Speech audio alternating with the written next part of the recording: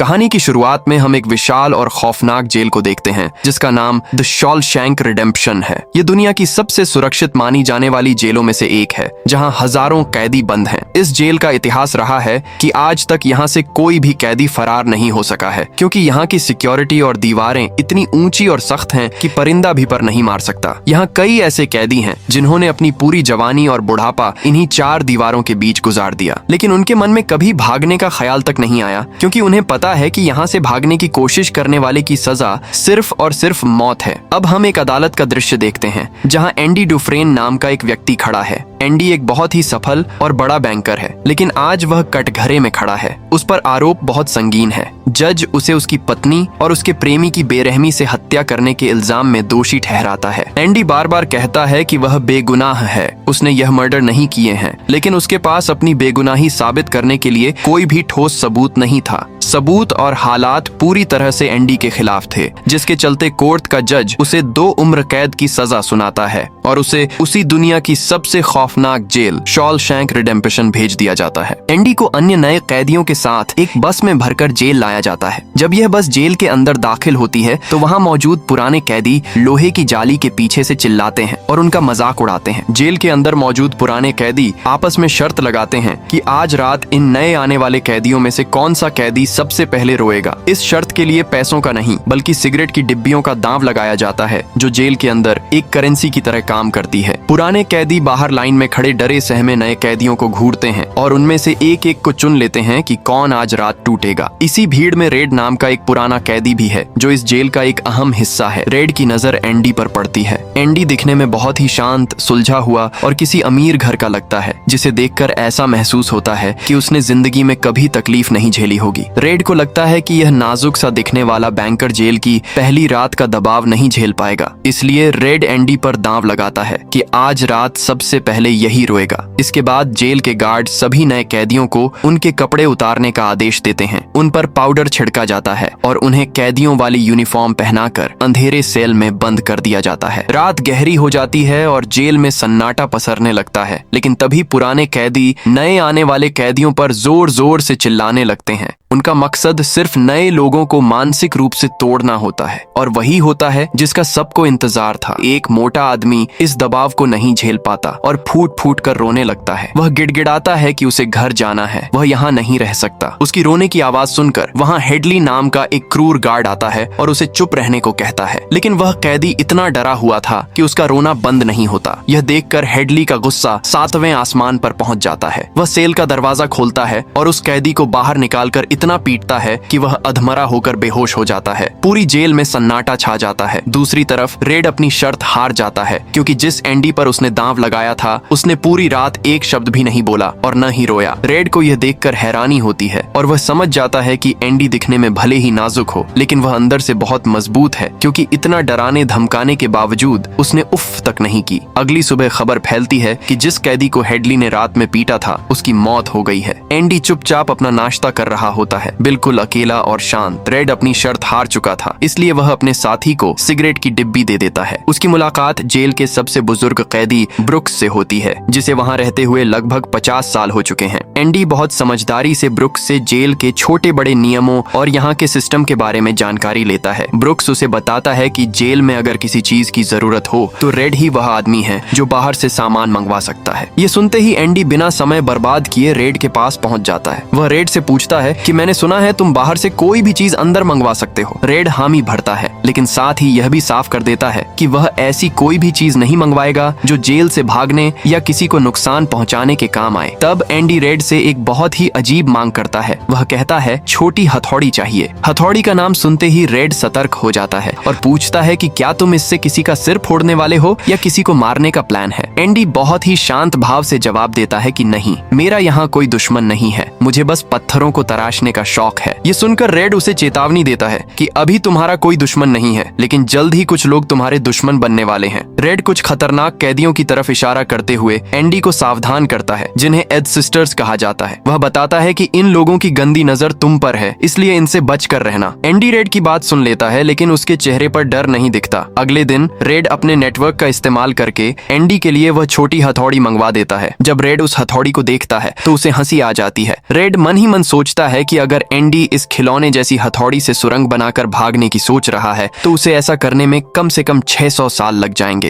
Red बड़ी चालाकी से ब्रुक्स के जरिए वह हथौड़ी एंडी के सेल तक पहुंचा देता है। दिन गुजरते हैं और वही होता है जिसका रेड को डर था। एक दिन जब एंडी लॉन्ड्री में काम कर रहा होता है तो वही 3 लोग जिनकी एंडी पर गंदी नजर थी उसे घेर लेते हैं। एंडी उनसे बचने की पूरी कोशिश करता है, लेकिन वह 3 लोग थे और एंडी अकेला। वह उसे पकड़ लेते हैं और बुरी तरह पीटते हैं। एंडी अपनी पूरी ताकत लगाकर खुद को छुड़ाने की कोशिश करता है, लेकिन वे लोग उसे दबोच लेते हैं और उसके साथ जबरदस्ती करते हैं। यह सिलसिला सिर्फ एक बार नहीं बल्कि लगातार चलता रहता है। एंडी के शरीर पर चोट के निशान हमेशा रहते हैं, लेकिन वह कभी टूटता नहीं है। इसी तरह नर्क जैसी जिंदगी जीते हुए 2 साल बीत जाते हैं। एक दिन जेल में घोषणा होती है कि छत की मरम्मत के लिए कुछ कैदियों की जरूरत है। रेड अपनी सेटिंग का इस्तेमाल करके अपने दोस्तों और एंडी को इस काम में शामिल करवा लेता है। मई के महीने की तेज धूप में सभी कैदी छत पर तारकोल बिछाने का काम कर रहे होते हैं। वहीं पास में सुरक्षा के लिए खड़ा गार्ड्स का कैप्टन हेडली अपने साथियों से बात कर रहा होता है। वह बहुत परेशान दिख रहा था। हेडली अपने साथियों को बता रहा था कि उसके भाई का निधन हो गया है और उसके बाद इस दुनिया में उसका और कोई नहीं है, इसलिए भाई के छोड़े हुए $35,000 पर उसका हक बनता है। लेकिन परेशानी की बात यह थी कि जैसे ही वह उन पैसों को अपने अकाउंट में ट्रांसफर करेगा, सरकार टैक्स के रूप में एक बड़ा हिस्सा काट लेगी और उसके हाथ बहुत कम रकम आएगी। एंडी जो अपना काम कर रहा था, हेडली की सारी बातें सुन लेता है। अपनी जान की परवाह किए बिना एंडी धीरे धीरे हेडली की तरफ बढ़ता है। यह देखकर बाकी कैदी डर जाते हैं, क्योंकि हेडली बहुत खतरनाक आदमी था और उसे बात करने वाले कैदी पसंद नहीं थे। एंडी सीधे हेडली से पूछता है कि क्या तुम अपनी बीवी पर भरोसा करते हो? ये सुनकर हेडली भड़क जाता है और उसे लगता है कि एंडी उसकी बेइज्जती कर रहा है। वह एंडी को छत से नीचे फेंकने के लिए आगे बढ़ता है, लेकिन एंडी जल्दी से अपनी बात पूरी करते हुए कहता है कि अगर तुम्हें अपनी पत्नी पर भरोसा है कि वह तुम्हें धोखा नहीं देगी तो तुम यह पैसा टैक्स फ्री बचा सकते हो। हेडली रुक जाता है। एंडी समझाता है कि सरकार का एक नियम है जिसके तहत कोई भी इंसान अपनी पत्नी को जीवन में एक बार $60,000 तक का गिफ्ट दे सकता है और इस पर कोई टैक्स नहीं लगता। तुम बस ये पैसा अपनी पत्नी के अकाउंट में गिफ्ट के तौर पर ट्रांसफर कर दो। एंडी आगे कहता है कि अगर तुम इसके लिए किसी वकील के पास जाओगे तो वह तुमसे मोटी फीस लेगा, लेकिन मैं ये फॉर्म तुम्हारे लिए अभी यहीं फ्री में भर सकता हूँ। हेडली को एंडी की बात में दम लगता है और उसे अपना फायदा दिखाई देता है। वह पूछता है कि बदले में तुम्हें क्या चाहिए। एंडी मुस्कुराते हुए कहता है कि मुझे अपने लिए कुछ नहीं चाहिए, बस जब काम खत्म हो जाए तो तुम मेरे सभी दोस्तों को ठंडी बियर पिला देना। हेडली मान जाता है। अगले दिन का नजारा देखने लायक था। जिस छत पर कैदी धूप में जल रहे थे,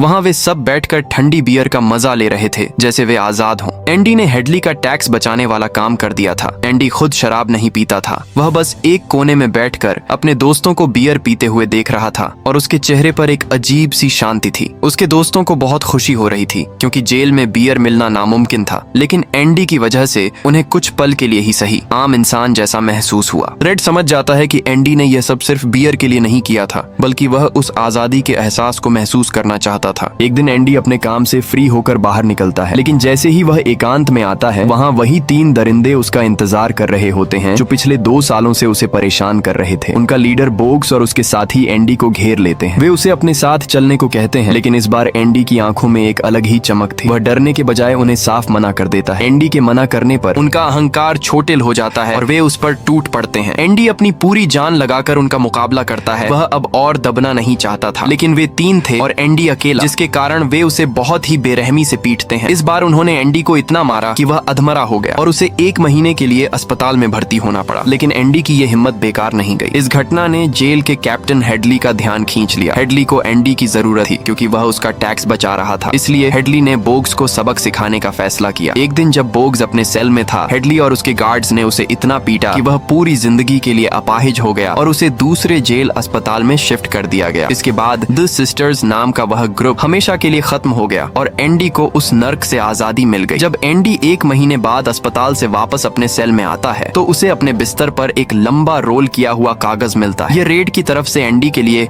एक वेलकम बैक गिफ्ट था। रीटा हेवर्थ का एक बहुत बड़ा और खूबसूरत पोस्टर। एंडी उस पोस्टर को देखकर मुस्कुराता है। ये उसके लिए सिर्फ एक पोस्टर नहीं बल्कि आजादी का एक झरोखा था। समय का पहिया घूमता रहता है। एक सुबह जेल का वार्डन नॉर्टन अचानक इंस्पेक्शन के लिए एंडी के सेल में आ धमकता है। वह सिक्योरिटी गार्ड्स के साथ पूरे सेल की बारीकी से तलाशी करवाता है। एंडी बिल्कुल शांत खड़ा रहता है जबकि वार्डन उसकी चीजों को उलट पुलट रहा होता है। जब वार्डन को कुछ भी आपत्तिजनक नहीं मिलता तो उसकी नजर दीवार पर लगे रीटा हेवर्थ के बड़े से पोस्टर पर पड़ती है। एंडी की सांसें थम जाती हैं। वार्डन पोस्टर को घूरता है और कहता है कि वैसे तो मैं सेल में पोस्टर लगाने की इजाजत नहीं देता, लेकिन यह काफी सुंदर है, तुम इसे रख सकते हो। असल में यह तलाशी तो बस एक दिखावा थी। वार्डन को उस गार्ड ने बता दिया था कि कैसे एंडी ने उसका $35,000 का टैक्स बचाया था। वार्डन समझ चुका था कि एंडी कोई मामूली कैदी नहीं है और वह अपने निजी फायदे के लिए एंडी का इस्तेमाल करना चाहता था। जाते जाते वार्डन एंडी के हाथ से उसकी बाइबल ले लेता है। एंडी का दिल जोर से धड़कने लगता है। वार्डन बाइबल के पन्ने पलटता है। कुछ पल के लिए सन्नाटा छा जाता है, लेकिन फिर वह बाइबल वापस एंडी की तरफ बढ़ाता है और एक बहुत ही गहरी बात कहता है, मुक्ति इसी में है। Salvation lies with in. Andy राहत की सांस लेता है क्योंकि वार्डन को अंदाजा भी नहीं था कि वह अपनी ही कही बात को कितना सच साबित करने वाला है। अगले ही दिन वार्डन एंडी को अपने ऑफिस बुलाता है और उसे जेल की लाइब्रेरी का असिस्टेंट बना देता है। वह कहता है कि तुम्हारे जैसे समझदार और पढ़े लिखे आदमी को मजदूरी नहीं करनी चाहिए। अब एंडी को धूप में काम करने की जरूरत नहीं थी। लाइब्रेरी में एंडी की मुलाकात ब्रुक्स से होती है जो वहाँ का इंचार्ज है और पिछले 50 सालों से जेल में है। लेकिन एंडी को लाइब्रेरी में शिफ्ट करने का असली मकसद कुछ और था। जल्द ही वहाँ अलग अलग जेलों के गार्ड्स अपनी टैक्स फाइलों और ITR की समस्याओं को लेकर एंडी के पास आने लगते हैं। एंडी घंटों बैठकर उनका पेपर वर्क करता और उनके पैसे बचाता। यह बात जंगल की आग की तरह फैल गई कि एंडी एक वित्तीय जादूगर है। देखते ही देखते साल बीतते गए और एंडी का काम इतना बढ़ गया कि उसे मदद के लिए एक असिस्टेंट की जरूरत पड़ी। एंडी ने इस काम के लिए अपने सबसे अच्छे दोस्त रेड को चुना। अब रेड और एंडी साथ में वक्त बिताते और लाइब्रेरी को भी सुधारने का काम करते। तभी एक दिल दहला देने वाली घटना होती है। एक दिन शांत स्वभाव वाला बूढ़ा ब्रुक्स अचानक पागल हो जाता है। वह हेवुड नाम के एक कैदी की गर्दन पर चाकू रख देता है और उसे जान से मारने की धमकी देने लगता है। सभी हैरान रह जाते हैं कि इतना प्यारा इंसान ऐसा क्यों कर रहा है। एंडी और रेड उसे समझाने की कोशिश करते हैं। असल में ब्रुक्स को खबर मिली थी कि सरकार ने उसकी सजा माफ कर दी है और उसे रिहा किया जा रहा है। लेकिन ब्रुक्स खुश होने के बजाय डर गया था। उसने अपनी पूरी जिंदगी पूरे 50 साल इस जेल की 4 दीवारी में गुजार दिए थे। वह बाहर की दुनिया को भूल चुका था। जेल ही उसका घर था, उसका परिवार था। उसे लग रहा था कि अगर वह किसी को मार देगा तो उसकी सजा बढ़ जाएगी और उसे यहीं रहने दिया जाएगा। उसे इंस्टीट्यूशनलाइज हो जाना कहते हैं, जहाँ कैदी को बेड़ियों से प्यार हो जाता है। एंडी के बहुत समझाने पर ब्रुक्स रोते हुए चाकू छोड़ देता है। उसे रिहा कर दिया जाता है। लेकिन जैसा कि ब्रुक्स को डर था, बाहर की दुनिया उसके लिए एलियन जैसी थी। उसने जब दुनिया छोड़ी थी तब सड़कों पर इक्का दुक्का गाड़ियां होती थीं, लेकिन अब सड़कों पर गाड़ियों का सैलाब था। लोग बहुत तेज थे। सरकार उसे एक छोटे से कमरे में रखती है और एक सुपरमार्केट में नौकरी देती है। लेकिन ब्रुक्स का मन नहीं लगता। उसे हर पल जेल की और अपने दोस्तों की याद आती है। वह रात में डर कर जाग जाता है। उसे लगता है कि वह यहाँ सरवाइव नहीं कर पाएगा। आखिर में वह उस अकेलेपन को बर्दाश्त नहीं कर पाता। वह अपने कमरे की छत की लकड़ी पर चाकू से लिखता है, ब्रुक्स वाज हियर, और फिर फांसी लगाकर अपनी जान दे देता है। मरने से पहले वह जेल में अपने साथियों को एक आखिरी खत लिखता है, जिसे पढ़कर एंडी और रेड की आंखों में आंसू आ जाते हैं। उन्हें एहसास होता है कि जेल इंसान से उसकी आत्मा कैसे छीन लेती है। उधर जेल में वार्डन नॉर्टन एक नया प्रोग्राम शुरू करता है जिसका नाम था इनसाइड आउट। इसके तहत वह कैदियों को जेल से बाहर ले जाकर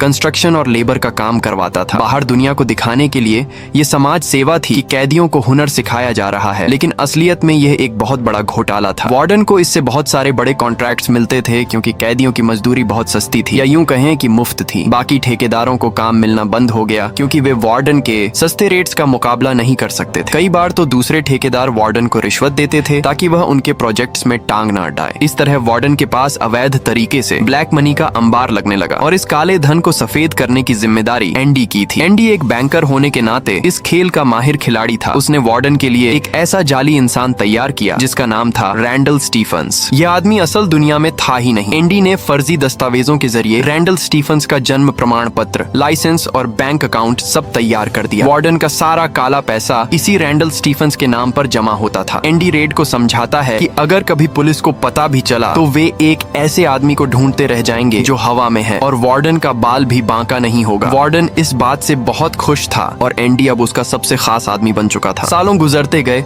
और एंडी की जवानी इसी जेल में ढलने लगी। फिर एक दिन जेल में एक नया और युवा कैदी आता है जिसका नाम टॉमी विलियम्स है। टॉमी एक बहुत ही चंचल और रॉक एंड रोल पसंद करने वाला लड़का है। वह पेशेवर चोर है और कई जेलों की हवा खा चुका है। एंडी को टॉमी में अपना खोया हुआ वक्त दिखाई देता है। वह टॉमी को पसंद करने लगता है और उसे पढ़ाना शुरू करता है ताकि वह हाई स्कूल की डिग्री ले सके। टॉमी भी एंडी की बहुत इज्जत करता है। एक दिन बातों बातों में टॉमी रेड से एंडी के बारे में पूछता है कि इतना सुलझा हुआ आदमी जेल में क्यों है। रेड उसे बताता है कि एंडी पर अपनी पत्नी और उसके प्रेमी के कत्ल का इल्जाम है। ये सुनते ही टॉमी के चेहरे का रंग उड़ जाता है। वह अचानक चुप हो जाता है जैसे उसे कोई पुरानी बात याद आ गई हो। वह तुरंत एंडी और रेड को बुलाता है और एक बहुत बड़ा राज खोलता है। टॉमी बताता है कि 4 साल पहले वह दूसरी जेल में था। वहाँ उसका रूममेट एक एल्मो ब्लैच नाम का कैदी था। एक रात वह डींगे हाँक रहा था कि उसने एक गोल्फ प्रो और उसकी प्रेमिका को कैसे मारा था। उसने बताया कि वह एक घर में चोरी करने घुसा था, लेकिन वहाँ घर का मालिक जाग गया तो उसने उन दोनों को मार डाला। बाद में उसे पता चला कि वह औरत एक बड़े बैंकर की पत्नी थी और पुलिस ने उस बैंकर को उन दोनों के कत्ल के इल्जाम में पकड़ लिया। टॉमी की बात सुनकर एंडी सन्न रह जाता है। ये वही कहानी थी जो एंडी के साथ घटी थी। इसका मतलब ये था कि असली कातिल वह एल्मो ब्लैच था जो खुलेआम घूम रहा है या किसी दूसरी जेल में है, और एंडी पिछले 19 सालों से उस गुनाह की सजा काट रहा है जो उसने किया ही नहीं। एंडी की आंखों में उम्मीद की एक नई किरण जाग उठती है। ये सब जानकर एंडी के पैरों तले जमीन खिसक जाती है। उसे विश्वास ही नहीं होता कि जिस आजादी के लिए वह पिछले 19 सालों से तड़प रहा था उसकी चाबी अचानक उसके सामने आ गई है। एंडी को अब पक्का यकीन हो जाता है कि वह बेगुनाह है और उसके पास अब एक गवाह भी है। सीधे वार्डन नॉर्टन के ऑफिस की तरफ दौड़ता है। वह बहुत उत्साहित था। उसकी आंखों में एक चमक थी जो सालों से बुझी हुई थी। एंडी वार्डन को सारी बात बताता है, टॉमी की कहानी, एल्मो ब्लैच का कबूलनामा और यह कि कैसे पुलिस ने गलत आदमी को पकड़ लिया था। एंडी वार्डन से विनती करता है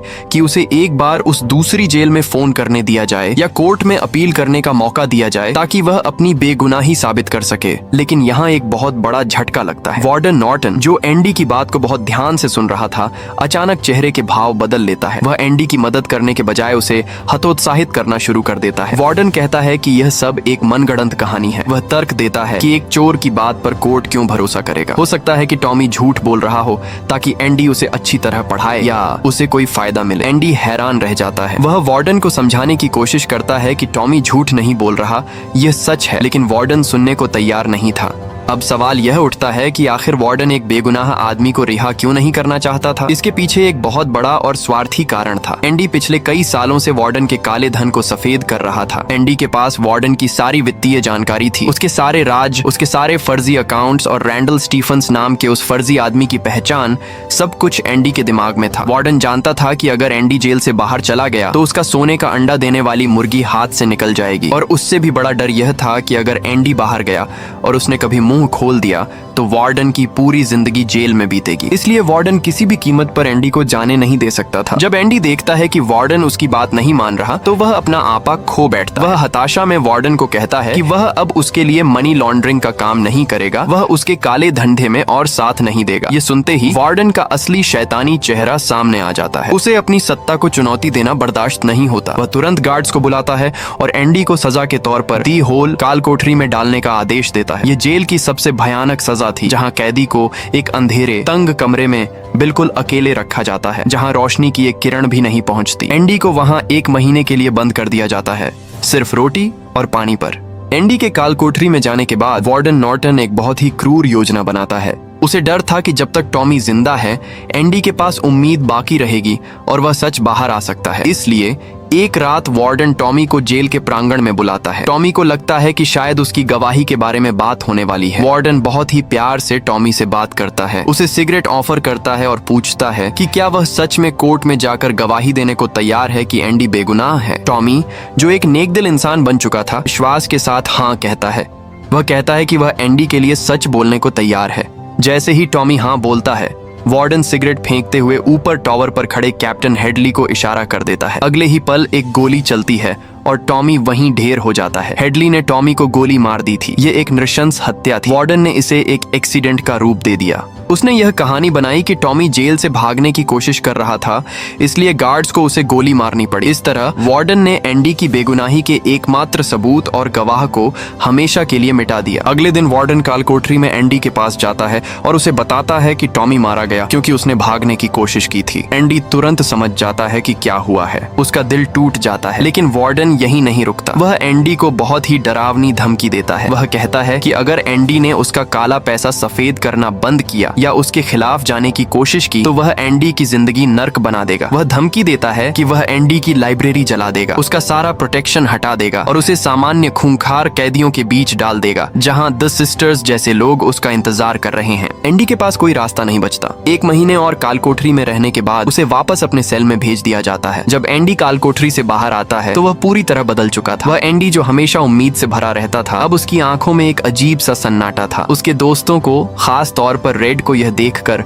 बहुत चिंता होती है। एंडी का व्यवहार ऐसा हो गया था जैसे किसी इंसान ने जीने की इच्छा छोड़ दी हो। एक दोपहर जेल के यार्ड में टहलते हुए एंडी रेड से बहुत ही गहरी बातें करता है। वह रेड से कहता है कि उसे अपनी पत्नी की मौत का बहुत पछतावा है। हालांकि उसने गोली नहीं चलाई, लेकिन उसे लगता है कि उसने उसे अपने रूखे व्यवहार से दूर कर दिया था, जिसके कारण वह गलत रास्ते पर गई और मारी गई। एंडी खुद को भावनात्मक रूप से दोषी मानता है। फिर अचानक एंडी एक जगह का नाम लेता है, जिहुआतानेजो। ये मेक्सिको में प्रशांत महासागर के किनारे बसा एक छोटा सा तटीय गांव है। एंडी रेड को बताता है कि मेक्सिको के लोग प्रशांत महासागर के बारे में क्या कहते हैं। वे कहते हैं कि इसकी कोई यादें नहीं होती। एंडी कहता है कि वह अपनी बाकी की जिंदगी वहीं बिताना चाहता है, एक ऐसी जगह जहां कोई यादें न हों, जहां वह अपने अतीत को भूल सके। वह सपने बुनता है कि वह वहां एक छोटा सा होटल खोलेगा, किनारे पर अपनी एक पुरानी नाव खरीदेगा, उसे ठीक करेगा और अपने मेहमानों को समंदर की सैर कराएगा। रेड एंडी की बातें सुनकर घबरा जाता है। वह कहता है कि एंडी, तुम सपने देखना छोड़ दो। यह मेक्सिको यहाँ से बहुत दूर है और तुम अभी जेल में हो। ये उम्मीद तुम्हें पागल कर देगी। लेकिन एंडी रुकता नहीं है। वह रेड से कहता है,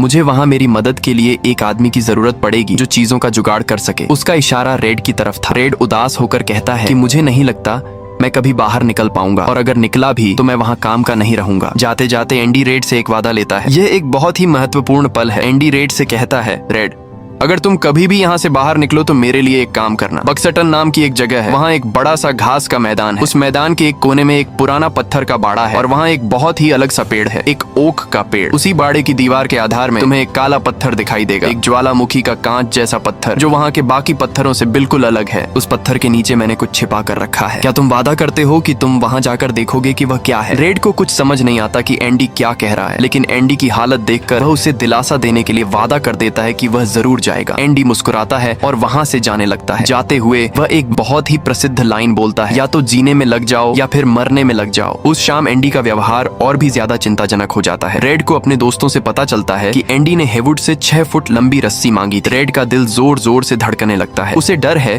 कि टॉमी की मौत और वार्डन के अत्याचार ने एंडी को तोड़ दिया है और शायद आज रात एंडी उस रस्सी का इस्तेमाल करके अपने सेल में खुदकुशी करने वाला है। रात हो जाती है। जेल में अंधेरा और सन्नाटा छा जाता है।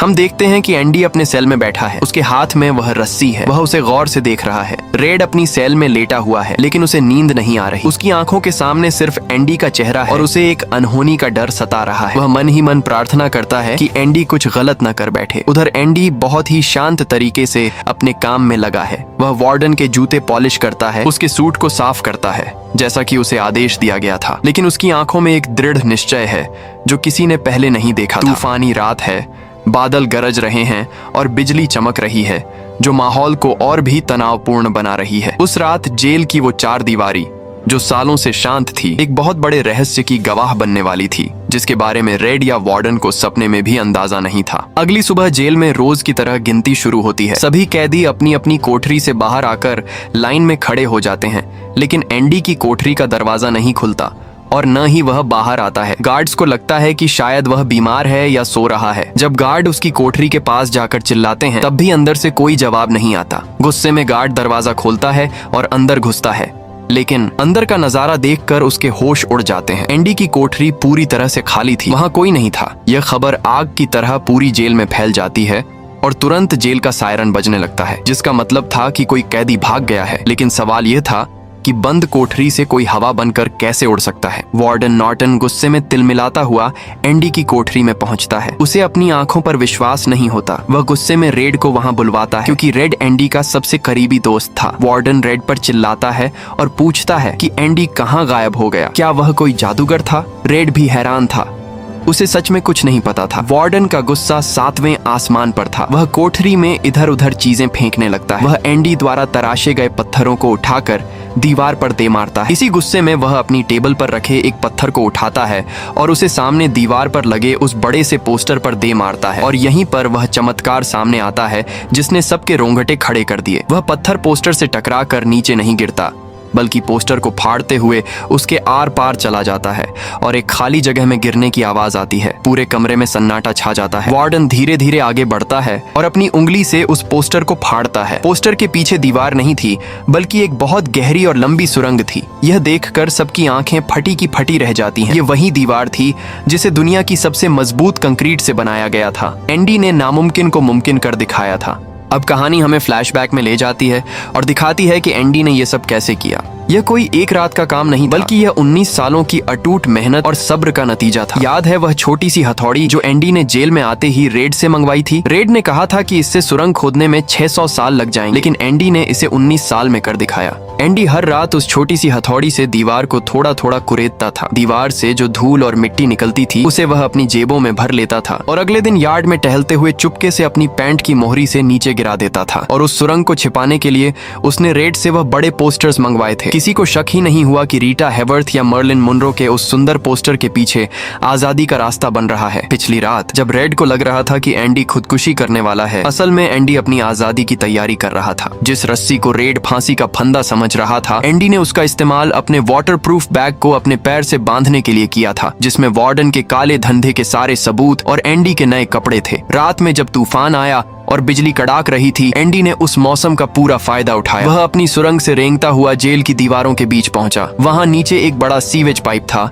जो जेल की गंदगी को बाहर ले जाता था। एंडी के पास एक बड़ा पत्थर था। जैसे ही आसमान में बिजली कड़कती और बादलों की गरज होती, ठीक उसी वक्त एंडी पत्थर से पाइप पर चोट मारता ताकि तोड़ने की आवाज बादलों की गरज में दब जाए। काफी मशक्कत के बाद उसने पाइप फोड़ दिया। इसके बाद जो हुआ वह रूह कंपा देने वाला था। एंडी उस पाइप के अंदर घुस गया। वह पाइप गंदगी, कीचड़ और इंसान की सोच से भी ज्यादा बदबूदार मलबे से भरा हुआ था।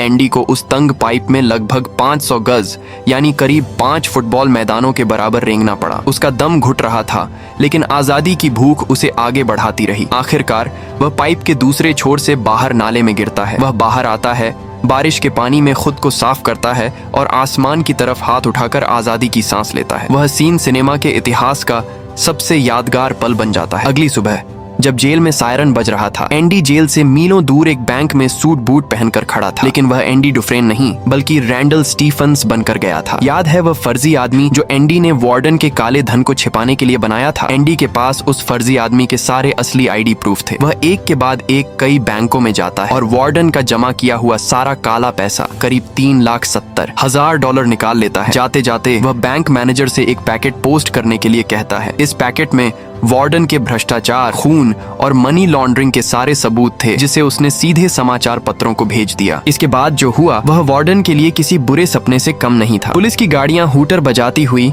शॉलशैंक जेल में घुसती हैं। जिस क्रूर हेडली ने टॉमी और उस मोटे कैदी को मारा था, पुलिस उसे हथकड़ी लगाकर ले जाती। उधर वार्डन नॉर्टन अपने ऑफिस में फंसा हुआ था। वह अपनी तिजोरी खोलता है जहां उसने अपना काला हिसाब किताब रखा था, लेकिन वहां उसे अपनी फाइलें नहीं बल्कि एंडी की वह पुरानी बाइबल मिलती है। वार्डन कांपते हाथों से बाइबल खोलता है। पहले पन्ने पर एंडी ने लिखा था, डियर वार्डन, आपने सही कहा था, मुक्ति इसी में है। वार्डन पन्ने पलटता है और देखता है कि बाइबल के पन्नों को बीच से काटकर एक सांचे की तरह बनाया गया था, जिसमें एंडी ने अपनी वह छोटी हथौड़ी छिपाई थी। वार्डन समझ जाता है कि उसका खेल खत्म हो चुका है। बाहर पुलिस दरवाजा तोड़ रही थी। जेल जाने के डर से वार्डन दराज से अपनी पिस्तौल निकालता है और खुद को गोली मार लेता है। एंडी ने बिना हाथ लगाए अपना बदला पूरा कर लिया था। कुछ समय बाद रेड को एक पोस्ट कार्ड मिलता है जिस पर कोई नाम नहीं था, लेकिन वह समझ जाता है कि यह एंडी का है, क्योंकि वह मेक्सिको बॉर्डर के पास से आया था। समय बीतता है और रेड को जेल में 40 साल पूरे हो जाते हैं। वह फिर से पैरोल बोर्ड के सामने जाता है। इस बार रेड कोई बनावटी बात नहीं करता। वह उनसे कहता है कि सुधार, रिहेबिलिटेशन सिर्फ एक राजनेताओं का बनाया हुआ शब्द है। वह कहता है, मुझे इस बात का कोई फर्क नहीं पड़ता कि तुम मुझे छोड़ते हो या नहीं। उसकी यह ईमानदारी और बेपरवाही बोर्ड को छू जाती है और हैरानी की बात यह होती है कि उसकी पैरोल मंजूर हो जाती है। रेड जेल से बाहर आता है, बल्कि उम्मीद महसूस होती है। रेड पैरोल के नियम तोड़कर मेक्सिको के लिए निकल पड़ता है। कहानी के आखिरी दृश्य में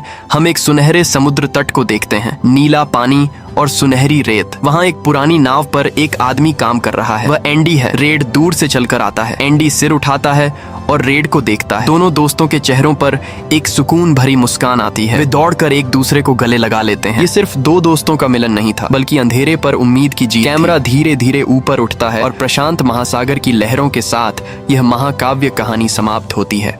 अगर आपको यह कहानी और हमारा एक्सप्लेनेशन पसंद आया तो वीडियो को लाइक करें, चैनल को सब्सक्राइब करें और कमेंट में बताएं कि इस फिल्म का कौन सा हिस्सा आपको सबसे ज्यादा प्रेरित करता है। धन्यवाद।